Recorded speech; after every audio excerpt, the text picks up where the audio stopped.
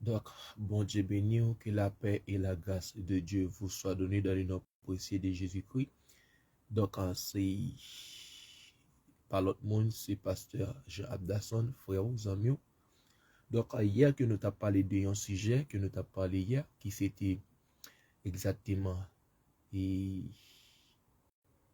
nous t'avons parlé exactement de, hier nous t'avons parlé d'un thème qui était vraiment vaste, qui était si grand, et qui c'est la doctrine biblique des anges. Et hier, nous avons plusieurs points dans la doctrine biblique des anges. Nous avons la terminologie des anges, et nous avons la création des anges, nous avons les caractéristiques des anges et les caractères moraux, nous avons leur personnalité, nous avons les aspects physiques, et nous avons ensemble leur connaissance, nous avons leur pouvoir, nous avons les discours des anges, et nous avons la chute des anges. Nous avons des ordres angéliques, nous avons les séraphins et les chérubins. Mais nous avons trois grands points que nous pas de ouais ensemble qui c'est les archanges. Donc, ça fait que nous pourrons parler de les archanges. Les archanges. Nous pourrons parler de les archanges. Donc, nous voyons que l'écriture mentionnait les noms de deux archanges. Le thème d'archange n'apparaît que 2 fois seulement dans toute l'écriture. Dans les 2 cas, il est employé au singulier une seule fois. Il est précédé de l'article défini, notant qu'aucun écrit canonique de l'Ancien et du Nouveau Testament, qu'aucun écrit canonique de l'Ancien et le Nouveau Testament ne mentionne le nom de Raphaël qui apparaît seulement dans un écrit apocryphe Tobie. Donc, nous voyons que, parler des archanges, nous voyons que le mot archange, il paraît seulement. Dans toute l'écriture, nous voyons ça, non ça, il paraît 2 fois. Donc, nous voyons Gabriel. Gabriel apparaît dans le livre de Daniel, dans l'évangile selon Luc. Et dans le premier, il est employé par Dieu pour interpréter les visions accordées aux prophètes. Nous, les anges Gabriel, c'est lui-même que Dieu utilisait pour capable deviner exactement vision prophète. Vision prophète pour capable interpréter. Nous, ça, c'est ange là pour interpréter des visions. Qui c'est ange Gabriel. Donc, nous savons que dans le premier, il est envoyé par Dieu pour interpréter les visions accordées aux prophètes. Et dans le second, il annonce à Élisabeth et à Marie qu'elle deviendront mère. Nous voyons que l'ange Gabriel, en première, il a interprété vision Daniel là. Nous voyons que en second lieu, il va parler ensemble avec Marie et Élisabeth pour dire que il pral mère, il pral maman. Donc, on allait, nous voyons que son nom signifie le puissant héros de Dieu. Et que nous voyons nom Gabriel, là, ange Gabriel, il signifie les héros puissants de Dieu. Ou bien que nous sommes capables de dire qu'il signifie puissant héros de Dieu. Il semble être un ange d'une importance considérable. C'est un ange qui est important et Dieu considéré en pile. Il s'est hâte de réaliser les desseins de Dieu pour le salut des hommes. Et lui-même, bon côté Dieu, pour le capable camper, bon côté tout le monde, bon Dieu, tout le monde qui fait partie de Dieu, qui fait bas Dieu, il camper, bon côté tout le monde. Hein? Et il a travaillé pour salir, pour bon côté bon Dieu, il a travaillé pour salir les hommes. Ouais, ça fait qu'il dit, il s'est hâte de réaliser les desseins de Dieu pour le salut des hommes. C'est lui qui apparaît à Daniel pour annoncer le retour de la captivité. Il attirait l'attention sur l'événement du Messie, d'après Daniel 8, verset 16, 9, 21. Et nous parlons de Frédéric Godet, l'appelle l'évangéliste céleste. En une époque de grand pessimisme national, de découragement qui affaiblissent la foi ou tout cas la mettait à rude épreuve, Ah oui, d'épreuve. Donc, ah oui, épreuve. Il est remarquable que Dieu ait envoyé l'ange dans le nom porter témoignage à sa puissance et à son énergie divine. Il dit que son apparition sur le champ d'action offre ainsi l'assurance que rien ne peut annuler l'intention gracieuse et rédemptrice de Dieu. Donc, Michel ou Michael est en rapport étroit avec les enfants d'Israël, d'après Daniel 10, le verset 13-21, et Daniel 12, le verset 1er. Son nom signifie qui est comme Dieu, Michael, ange Michael.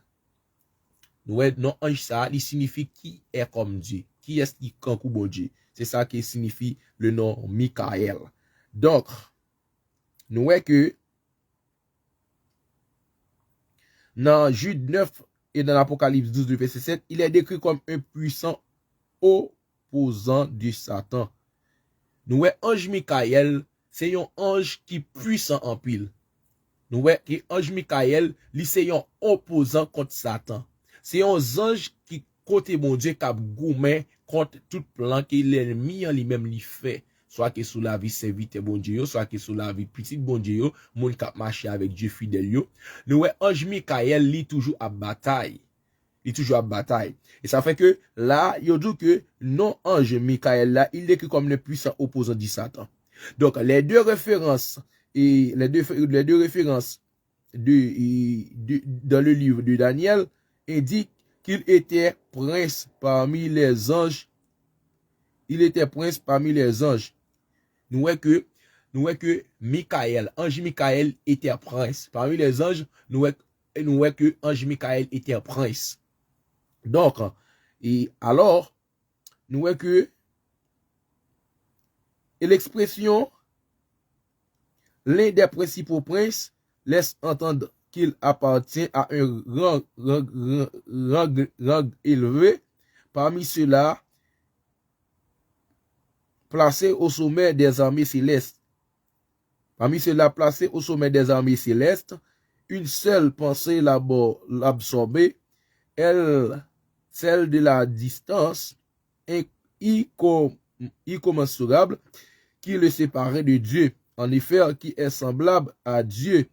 Selon Frédéric Colbert, plus serviteur de Yahweh, ou bien plus que toute autre créature est conscient de son néant, Michel est considéré comme le vaillant serviteur de Yahweh, combattant contre les forces du mal et contre les ennemis de Dieu, de son peuple. Nous voyons que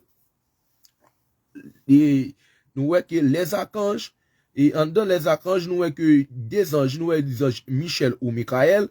Donc, la Bible déjà explique, nous dit que Michael, c'est un ange qui campait et qui campait contre Satan. C'est opposant avec le mal. C'est lui qui est toujours abgoumé, et lui qui est toujours campé lorsque Satan t'a voulu faire un serviteur de bagaille. C'est ange ça que Dieu lui-même lui délégué, ange Michael. Il délégué pour venir goumer. Son ange, nous croyons que la Bible explique que ange ça, lui nommé comme le prince des anges. Nous voyons c'est prince des anges, qui c'est ange Michael. Et au fait qu'on est ange Michel, nous dit que c'est un créature, il conscient à son néant. Il dit Michel est considéré comme le vaillant serviteur de Yahweh, combattant contre les forces du mal. Nous voyons Michel tout, il est toujours abgoumé ensemble avec force malin. Force malin, c'est ça que nous voyons ange Michel et Michael, il toujours abgoumé avec force malin. Donc, et nous voyons que et la Bible dit que combattant contre les forces du mal, contre les ennemis de Dieu et de son peuple.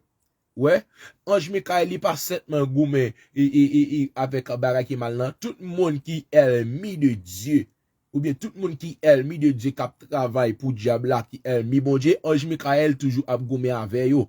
Lorsque yo fait des bagages, yo capable de faire des bagages des serviteurs, ange Michael toujours là pour défendre petit bon Dieu yo.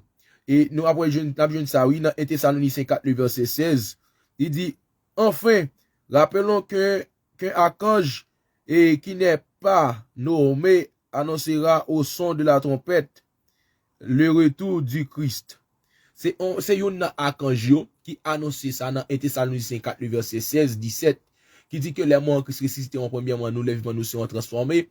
Il y a un ange qui a annoncé ça avec trompette là. C'est un archange qui peut souffler trompette là. Mais non, il n'est pas nommé. Non, ça, il n'est pas nommé. Mais c'est lui qui peut gagner pour le capable souffler trompette là. Ça, c'est les archanges. Donc, il y a l'autre point que nous pouvons parler sur hier, qui c'est le ministère des anges. Le ministère des anges. Ok, parce que les anges, ils ont un ministère, ils ont un ministère pas, ils ont un ministère des anges. Donc, le ministère des anges, l'Écriture rend un éloquent témoignage au ministère noble et divers qu'excellence les anges selon Calvin. Donc, là, nous entrons dans 1 Chronique 21, le verset 12. 1 Chronique 21, le verset 12. 2 Chroniques 32, le verset 21.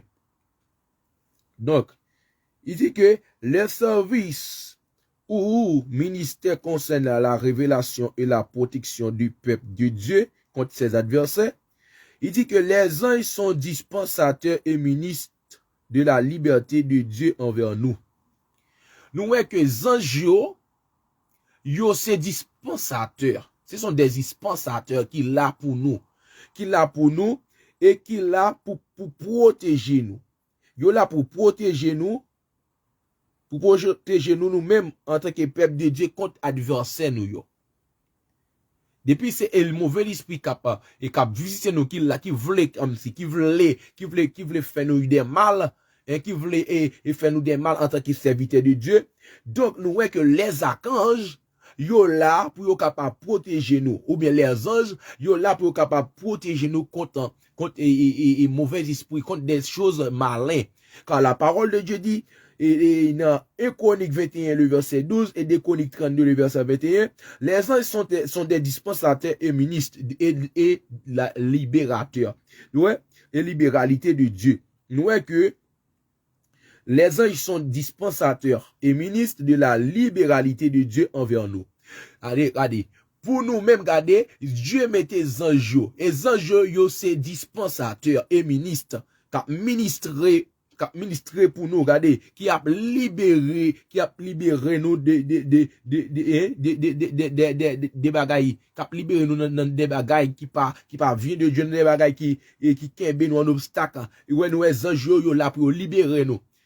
Lorsque, comme c'est là, ou même en tant que chrétien, cap la prière, et puis, elle mis un capable passer dans pour venir attaquer, mais on doit avoir des mondes qui représentent, des anges qui descendent, et qui passent ensemble avec eux, qui volent avec eux, ou qui voltigent avec eux. Donc ça, ce sont des archanges que Dieu lui-même lui utilisé, lui mettait là, en tant que ministre, qui vient porter au secours.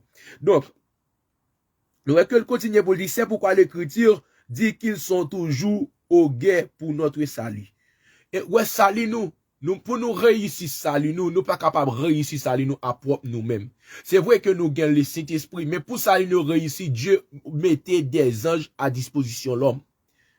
Ouais, Dieu lui mettait des anges à disposition l'homme pour salut l'homme capable. Pour l'homme capable de réussir, pour salut l'homme capable de réussir. C'est vrai, l'homme la prière, l'homme gagne le Saint-Esprit, mais l'homme gagne une force que l'homme manquait. Une force que Dieu lui-même lui mettait bon côté l'homme qui c'est les anges, qui c'est anges. Et ça fait que lui dit, c'est pourquoi l'écriture dit qu'ils sont toujours au guerre pour notre salut. Pour salut nous, regardez, les anges sont toujours à goumer. Regardez. Les anges sont toujours à goumer. Regardez. Pour salut nous, les anges sont toujours à goumer. Et ça fait que l'Hébreu continue pour dire qu'ils sont toujours prêts à nous défendre. Et les anges, Dieu mettait à disposition nous. Gloire à Jésus. Dieu lui mettait les anges à disposition, nous, les archanges, les anges ministère, les anges, ministère qui ont gagné, que Dieu lui-même lui baille l'ordre, lui mettait à disposition, nous, l'homme, lui mettait les anges à disposition, nous, pour veiller sur nous, lui mettait les anges à disposition, nous, pour défendre nous, lorsque nous n'avons combat qui trop pour nous, et l'ange éternel campe autour de ceux qui les craignent et les arrache au danger. Dieu lui mettait les anges à disposition, nous. Et pour les anges capables et défendre nous. Donc, on a continué. Et ça fait dans Somme 91, le verset 11, et Daniel, chapitre 3, le verset 25. Et nous voyons que qu'il dresse nos voies et ont le soin de nous en toutes choses pour nous garder des mauvaises rencontres. Pour nous garder des mauvaises rencontres, il veille sur Israël. Mais leur relation avec les peuples et les nations païennes n'est pas toujours très claire.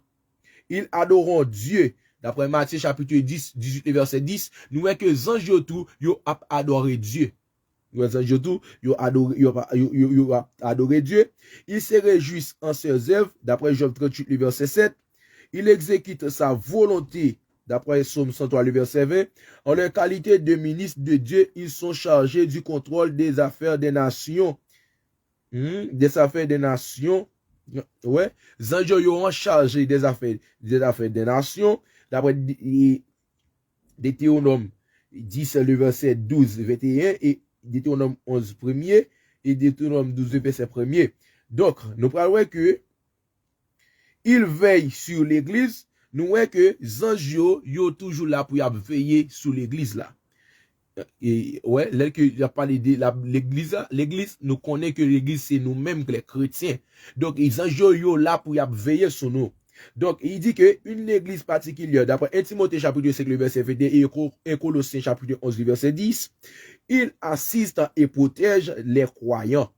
Nous voyons que les anges sont toujours là, ils assisté et sont là pour protéger tout le monde qui croit, tout croyant.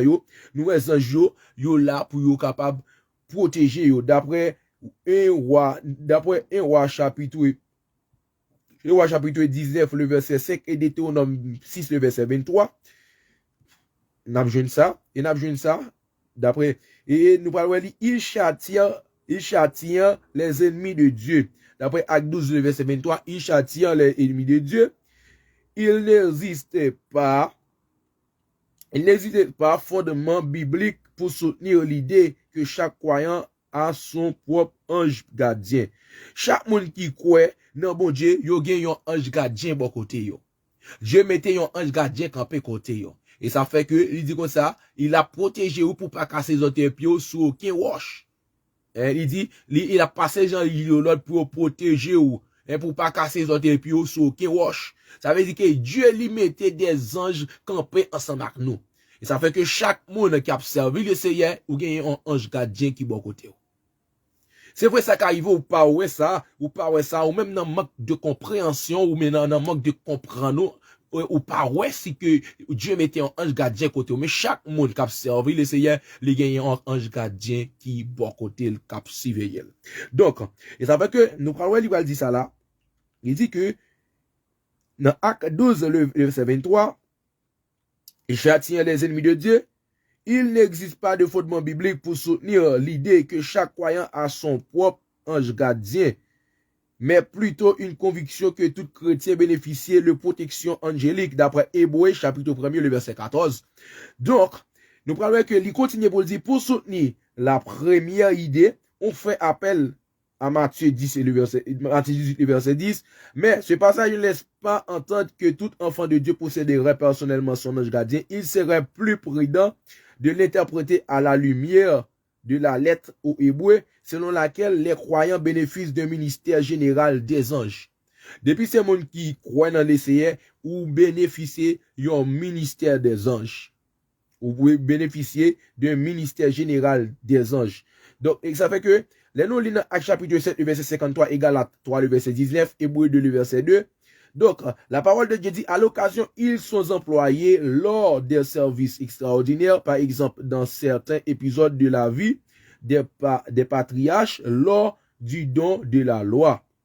Donc, l'un continue, il dit, lors de la naissance du Fils de Dieu, de sa tentation dans le désert, à Gethsémane, et à la résurrection, au retour du Christ et lors du jugement du dernier, les anges assumeront de nouveau un rôle prééminent, bien qu'ils n'administrent pas la providence ordinaire de Dieu. Ils peuvent être considérés comme des ministres de sa providence particulière. Par exemple, dans la vie de l'Église, leurs interventions sont occasionnelles et exceptionnelles. Et il n'y n'interviennent que lorsqu'ils sont appelés expressément par Dieu. En aucun sens, ils ne peuvent intervenir comme médiateurs entre les hommes et Dieu. Lors des miracles, leurs apparitions marquent le but rédempteur de l'événement. Nous voyons que anges, lorsque Dieu lui-même va venir, Dieu va faire apparition, nous voyons anges à mélanger avec l'homme, ils vont venir les médiateurs de Dieu. Ils vont exactement les médiateurs de Dieu. Donc, pourquoi Dieu sert-il du ministère des anges? Pourquoi Dieu sert-il du ministère des anges?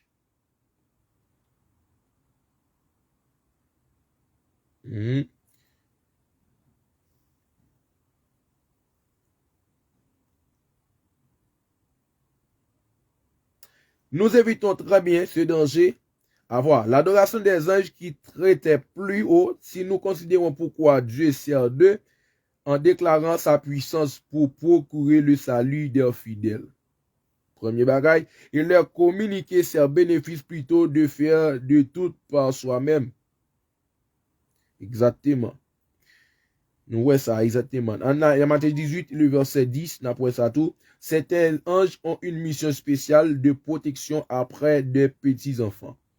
Nous voyons ça, ils ont exactement autorité pour gagner l'ordre même pour protéger les petits bon Dieu. Nous, les anges, c'est une protection pour nous-mêmes, les chrétiens. Donc, et toujours des ministères des anges, on a parlé. Et dans Luc chapitre 16, verset 22, Élisée est entouré par de nombreux chevaux et chariots, d'après 2 Rois 6, 10, le verset 23. Le Seigneur aurait pu appeler des légions. Ouais. Il dit, le Seigneur aurait pu appeler des légions pour la racheter aux mains de ceux venus l'arrêter.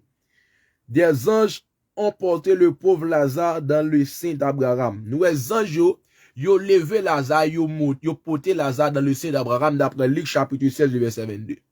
Nous, les anges, ils là pour protéger petit bon Dieu. Alléluia. Nous sentons l'esprit bon Dieu avec. Nous voyons que les anges, yo là pour capable et protéger nous. Yo c'est une protection. Même que quand ça t'a pourri en bataille, les anges yo là pour transporter nous dans les saints Abraham. Ça c'est tout le travail ça que les anges fait. Les anges viennent recevoir nous lorsque quand ça li trépassé, quand ça pral pourri en bataille. Donc regardez, nous pral reposer, les anges viennent prendre nous mener nous dans le saint Abraham. Premièrement, pas de bagay ça, pas de bagay ça premièrement. Pas de bagay ça. Et ça fait que nous te ouais que lorsque on fait appel ensemble avec Élie et nous lorsque on te fait appel avec prophète là, nous voyons que même divine on te fait appel avec yo te joindre lorsque Saül t'a magicien, yo te fait appel avec yo te joindre. Yo te joindre parce que laisse ça tout nèg ça yo ni petit bon Dieu ni moun qui t'a servi diable yo te en seul côté, c'est dans le séjour des morts. Yo tout te même côté dans le séjour des morts. Yo te enchaîné dans le séjour des morts. Mais lorsque Jésus-Christ lui-même vient mourir, donc il tombé en bas, regardez gon chaîne qui éclatait, hein, il a saisi les clés de la mort. Et ça fait nous parler que les Jésus-Christ ressuscité, regardez il prend tout regardez monsieur yo, regardez il prend le monter avec yo. Et ça fait que nous parlons il prend le monter avec yo pour aller exactement dans ces jours des morts, pour aller exactement dans le sein d'Abraham, pour aller mettre les yo dans le sein d'Abraham. Donc nous parlons ça, on a continué.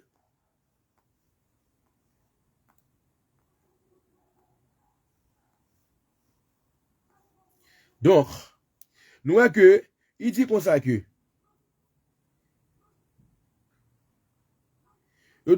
s'agissant des anges de l'église de l'Asie mineure, il se pourrait qu'il s'agisse des pasteurs de ces communautés primitives. D'après Apocalypse 2 et 3, certains interprètes penchent vers les identifications à des êtres célestes. Donc, Durant la vie terrestre du Christ, les anges furent très actifs. L'apôtre Paul fait mention de l'apparition du Christ à des anges en résumant certains aspects du ministère de la piété, d'après 1 Timothée chapitre 3, le verset 16, dans Jean 1, le verset 51. Jésus fait allusion au rêve de Jacob à Péniel et annoncer à Nathanaël qu'il verra des anges monter et descendre sur le Fils d'homme. Nous voyons que Jésus-Christ lui fait alliance avec Nathanaël, côté qu'il dit comme ça que, passé, côté qu'il dit comme ça, qu'il verra des anges monter et descendre sur le Fils de l'homme. Ceci confirmait l'opinion selon laquelle l'échelle de Jacob était considérée comme le lien symbolique entre le ciel et la terre. Mais que l'avènement, il parlait là, il dit, mais que l'avènement de Jésus apportait désormais l'assurance de l'accomplissement de la promesse de l'alliance faite par l'intermédiaire des anges ou patriarches. Et actuellement, l'activité physique des anges est terminée par que la mission médiatrice qui lui avait été confiée a trouvé son accomplissement dans la mission rédemptrice du Fils de Dieu. Christ a établi le royaume de l'Esprit et Dieu parle directement à notre esprit par sa parole. Cette voie nous a été ouverte par Christ. Toutefois, nous pouvons continuer à penser que les anges tiennent leur place, sinon un rôle rédempteur ou médiateur comme jadis du moins, en veillant sur le sort des croyants et ils s'associent à la louange et l'adoration du Seigneur. Nous, les anges, ils ont créé exactement pour capable remplir mission ça, remplir tâche ça comme médiatrice. Et nous, les anges, tout, là tout pour adorer le Seigneur. Nous, les anges, tout, ils là exactement pour capable adorer le Seigneur. Nous avons partis anges qui auraient les anges déchus. Nous, les anges déchus également une fonction spéciale. Sans cesse, ils s'opposent à Dieu, à ses desseins, en cherchant à les détruire. Nous voyons que les anges déchus, ils là pour détruire. Ils là pour détruire. Parce qu'ils sont opposés avec les Seigneurs. Lorsque Satan lui-même, le chef des anges, nous, Satan lui-même, il désobéit avec les Seigneurs. Satan voulait recevoir sacré la gloire. Donc, nous avons pile les anges qui étaient accompagnés. Et ça fait que en l'air de anges, ils ont tout fait partie satanique là. Donc, nous voyons que l'autre anges, les élus. Ça qui pas marche avec les élus. Donc, cela est le cas lors de la tentation du premier groupe dans le jardin d'Éden. D'après Genèse 3, le verset 1er 6. Lors de l'épreuve que subit Job 1er, verset 6-12, et Job 2, verset 1er 7, etc. Il s'oppose au bien temporel et éternel des hommes. D'après Luc 13, verset 11, 16, et Acte 10, 38, et 2 Corinthiens 12, 7, et Thessaloniciens 2, verset 18. Il dit pourtant, en dépit de même, ils exécutent à leur tour le plan de Dieu, d'après 1 Roi 22, le verset 23. Donc, nous parlons que 1 Corinthiens 5, le verset 5, et 1 Timothée 1, le verset 20, ils doivent allégeance à un ange supérieur. Donc, Satan, celui-ci s'est retrouvé contre Dieu pour se mettre à la tête ange rebelle. Nous voyons que Satan lui passé pas en lait pour le capable exactement vin en lait et il vient ouais li révolté contre Dieu et puis il vient tête des anges rebelles et sous sa conduite les anges déchus forment une confédération du mal et le diable est appelé prince des démons. D'après Matthieu chapitre 12 verset 24, nous voyons que le diable vient appeler prince des démons. Donc, nous voyons qu'il porte le nom de Satan, c'est-à-dire l'adversaire. Le diable qui veut dire le diviseur d'Apollyon, signifiant le destructeur, d'après Apocalypse 9, verset 11, et de Bélial, qui indique une chenapan. ou bien, si nous pas dire inchenapan, nous capable dire invorien. Nous capable dire invorien. Et si que nous pas dire et chenapan, la Bible explique que nous capable dire invorien. Mais lundi invorien, tout n'a gardé ça dans 2 Colossiens, chapitre, regardez ça, c'est dans 2 Colossiens, et après ça, c'est dans 2 Colossiens, chapitre 6, le verset 15. Si que nous pas voulons citer non Satan, ou bien nous pas voulons dire exactement, et prince de ce monde, ou bien nous pas voulons dire Dieu diable, nous capable dire, nous pas voulons dire Bélial, nous pas voulons dire Chenapan, nous capable dire invorien, d'après 2 Colossiens 6, le verset 15. Donc, les Juifs l'appellent aussi Belzéboul et le tiennent pour le principal des démons. D'après Matthieu 10, 25 et 12, le verset 24 et 27. Donc, et Marc 3, 22 et Luc 11, verset 15, 19. Il est également appelé dragon. Et le relais, ça, le diable tout, le dragon. Non associé avec les puissants dans les oppositions au peuple de Dieu. Et dans Jérémie 51, le verset 54 et Apocalypse 12, le verset 20. Le verset 20, Apocalypse 12 et Apocalypse 20, le verset 2, il est appelé le serpent. Le diable est appelé le serpent, non rappelant sa ruise, d'après Genèse 3, le verset 1 et 5, et des Colossiens 11, le verset 3, et Apocalypse 20, le verset 2. Les principaux traits indiqués par ces diverses appellations témoignent sa malice, de sa ruise, de son hostilité envers Dieu. Donc, dans les livres des prophètes Daniel, il est question des anges comme des princes de la Grèce et de la Perse. Il semble qu'il s'agisse ici d'anges déchus, s'opposent à l'œuvre de Dieu. Dans quelle mesure gouverne-t-il ou bien influence-t-il les particuliers? La question reste ouverte. Si nous acceptons l'écriture, donc, si nous acceptons l'écriture, mais bien aimé dans le Seigneur Jésus-Christ, si nous acceptons l'écriture comme la parole infaillible de Dieu, nous devons également et nécessairement accepter son témoignage concernant Satan.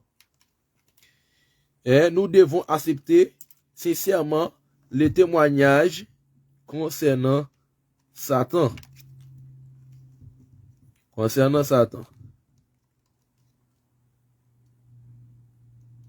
Donc, qui ça que nous voulons dire par là? Qui ça que nous voulons dire par là? Donc, et nous parlons ça. Qui ça que nous voulons dire par là?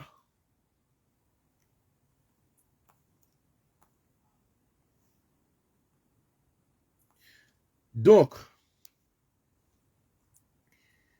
qui ça nous veut dire par là? Tout principe et toute pratique d'interprétation qui s'est débarrassée de la doctrine de Satan et de ses activités dans le monde, si elle persistait,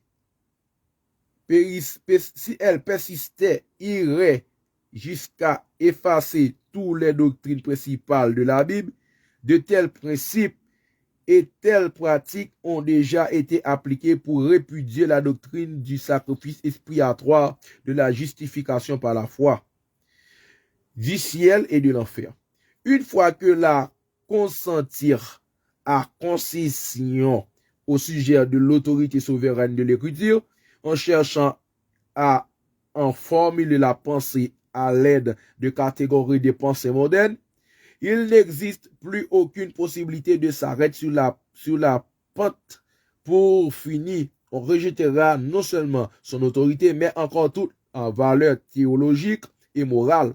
L'incrédulité au sujet de l'existence et de la personnalité de Satan, écrivait un théologien réformé, a été le premier pas conduisant vers l'incrédulité au sujet de Dieu. Donc, c'est tout ça que nous avons gagné dans l'ange déchu. Donc, nous avons gagné l'autre ange que nous pas parler sur lui, c'est nous gagnons un ange qui est l'ange de la théophanie. Ange de la théophanie. Donc, d'après Genèse 16, le verset 17, Genèse 16, le verset 7, et Genèse 22, le verset 11, Genèse 24, le verset 7, et Genèse 31, le verset 11, Genèse 32, le verset 25, et nous jouons Genèse 48, le verset 16, Exode 3, le verset 2, Exode 14, 19, Exode 23, 20, Exode 23, 32, et Exode 32, 34. On consultera avec profit les passages bibliques suivants au sujet de l'ange dit de la théophanie. Donc, cet ange est appelé aussi l'ange du Seigneur, ou encore l'ange de la présence ou de la face du Seigneur. Ange de la théophanie, nous disons que on consultera avec le profil le passage biblique suivant au sujet de l'ange dit de la théophanie. Donc, cet ange est appelé aussi l'ange du Seigneur, ou encore l'ange de la présence ou de la face du Seigneur. Donc, dans Genèse 16, le verset 7, il apparaît à Agar dans Genèse 18, à Abraham lorsque c'est lui intercède en faveur de Sodome dans Genèse 22, le verset 7-40. Abraham envoie son serviteur Eliezer et lui promet la protection de l'ange du Seigneur. Dans Genèse 31, le verset 11-13, l'ange qui apparaît à Jacob déclare qu'il est le Dieu de Bethel dans le chapitre 32, 32, le verset 27-31. Un ange lutte avec le patriarche et ce dernier déclara « J'ai vu Dieu face à face ». Dans Genèse 48, le verset 16, nous voyons que Jacob parle de Dieu et de son ange en termes d'identité dans Exode chapitre 3. Il dit que, comparé à 7, le verset 30, l'ange apparaît à Moïse dans le vision ardente. Dans l'Exode 13, le verset 21, 14, 19, voit que Dieu ou son ange conduit à Israël hors d'Égypte. Et dans Exode 23, le verset 20, le peuple reçoit l'ordre d'obéir à l'ange. Dans Exode 32, le verset 34 et 33, le verset 2. Et dans Ésaïe 63, le verset 9, Moïse plaidait pour la présence de Dieu au milieu de son peuple. Dans Josué chapitre 5, le verset 13 et Josué chapitre 6, le verset 2, l'ange apparaît à Josué apparaît à Josué. Et dans Juge 2, le verset 1er et 5, l'ange s'adresse au peuple. Et dans Juge 6, le verset 11-24, l'ange apparaît à Gédéon. Une étude de ces passages montrera que bien que l'ange et Yahweh sont par moments distincts, ils sont pourtant avec une égale fréquence et dans les mêmes passages identifiés comme expliquer les choses. Il est évident que ces apparitions ne peuvent être celles du Dieu Tout-Puissant, qu'aucun mortel ne peut voir face à face sans risque de mourir sur le champ. En cherchant une explication, il faut accorder une attention particulière à deux passages cités dans Exode 23, le verset 20. Il dit que Dieu promet d'envoyer son ange devant son peuple pour le conduire vers la terre promise. Ils doivent lui obéir. Ils doivent lui obéir et ne pas provoquer son ire. Car il ne pardonnera pas votre agression, car mon nom est en lui. Et si cet ange-là peut pardonner les péchés, prérogative qui est pourtant strictement divine. Le nom de Dieu, c'est-à-dire son caractère, et par conséquent, toute autorité, son autorité se trouve en lui. En outre, dans le passage d'Exode 32, le verset 34, ou Exode 33, le verset 17, la parole de Dieu dit que Moïse intercède en faveur du peuple aussitôt après le premier transgression du commandement de l'alliance. Et Dieu répond en promettant, voici mon ange ira devant toi. D'après Exode 32, le verset 34. Nous voyons que tout le monde qui a marché fidèlement avec le Seigneur, et qui croit dans le Seigneur Jésus-Christ, Dieu lui connaît en tant que l'ange. moun kap marché et fidèle devant le Seigneur connaît yo en tant que l'ange. Ça veut dire que nous parlons immédiatement après, Dieu déclarait, je ne montrerai pas avec vous, d'après Exode chapitre 33, le verset 3, en réponse à une supplique, Dieu dit, ma présence ira avec vous et je vous accorderai du repos, d'après Exode 33, le verset 14.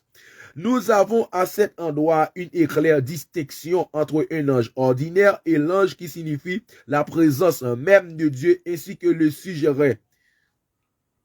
La question de pour qui est l'ange de la théophanie, plusieurs réponses ont été accordées à cette question. Il s'agit d'un ange avec mission particulière. Il s'agit d'une visite temporaire et visible de Dieu en personne. Il s'agit du logos, une préincarnation temporaire de la seconde personne de la Trinité. Donc, la parole de Dieu dit ça, il dit chaque de ces solutions présente des avantages, des inconvénients. La dernière nous semble la plus satisfaisante. Pourtant, même comme tel, il s'agit là d'une hypothèse touchant et très profond mystère. Donc, il est certain que dès le début, Dieu s'est servi des anges sous forme humaine et avec une voix humaine pour communiquer avec des hommes. Les apparitions de l'ange du Seigneur sont reliées au dessein rédempteur de Dieu. Cet ange attestait les activités divines et son auto-révélation, laquelle culminera dans l'avènement du Sauveur. Par conséquent, on peut en parler comme des avant-goûts, comme de la préparation de la pleine révélation de Dieu en Jésus-Christ. Aller plus loin que cela ne nous semble guère possible. Ouais que ça c'est l'ange de la théophanie. Là nous avons parlé c'est exactement l'ange de la théophanie. Donc, qu'on y a la même doctrine angélologique. Il y a doctrine angélologique des anges. Donc, doctrine angélologique des anges, nous sommes capables de dire l'angélologique biblique souffrit de plusieurs déformations qui allaient jusqu'à vouer aux anges des cultes illégitimes. Donc, nous disons que doctrine angélologique des anges souffrir de la plusieurs déformations qui allaient jusqu'à vouer aux anges des cultes illégitimes. Donc, qu'est-ce que ça veut dire?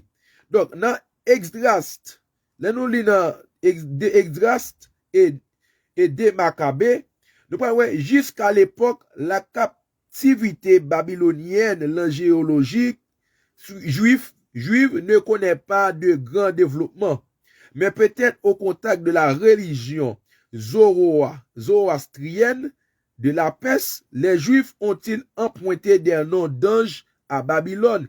Les idées plus élaborées quant à la doctrine des anges dans les livres de Daniel et Zacharie seront reprises par les apocryphes, et spécialement dans des Esdras et des Maccabées.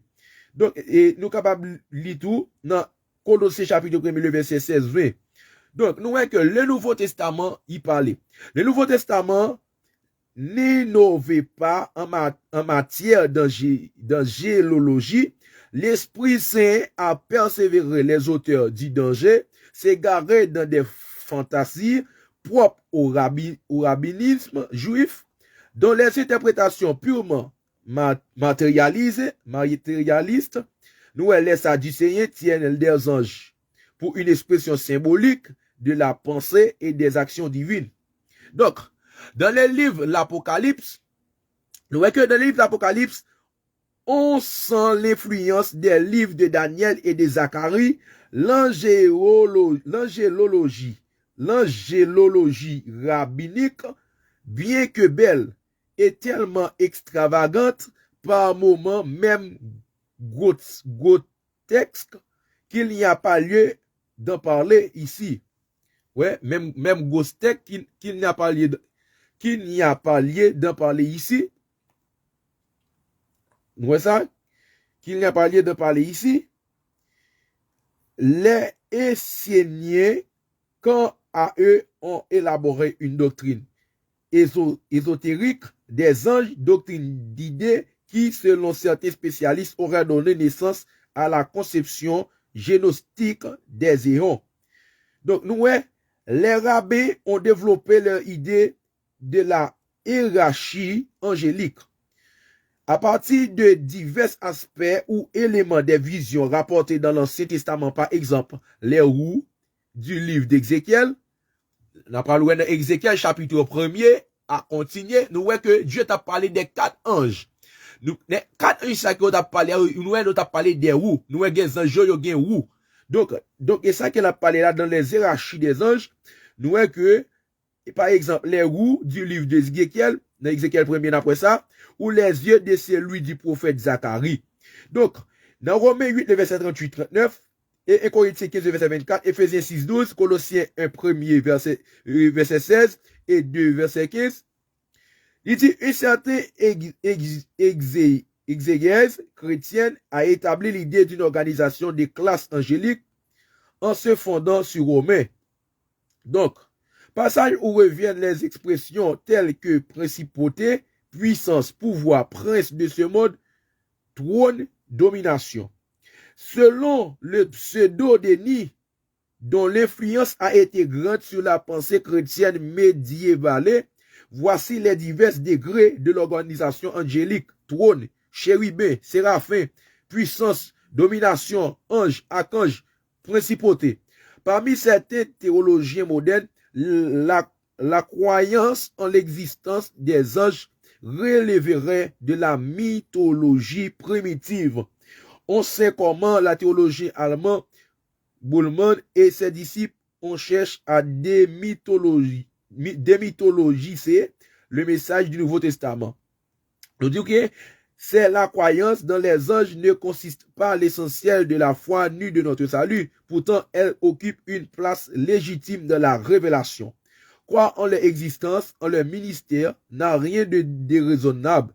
La foi, tout chrétien dépend enfin de compte de l'importance qu'il accordera aux paroles même du Christ. Or, Christ a parlé des anges, on ne saurait affirmer quand on parle, il est trompé.